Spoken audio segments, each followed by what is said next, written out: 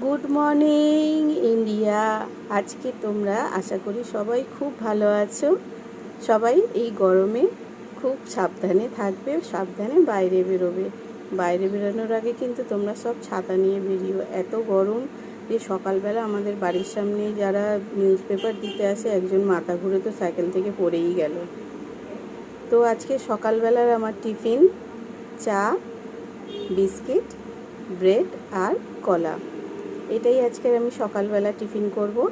তোমরা সকালে কী টিফিন করলে আমাকে অবশ্যই কমেন্ট করে জানিও। আর আমার চ্যানেলকে যদি ভালো লাগে লাইক করো, সাবস্ক্রাইব করো, শেয়ার করো। আবার তোমাদের সঙ্গে দেখা হবে নতুন ব্লগে।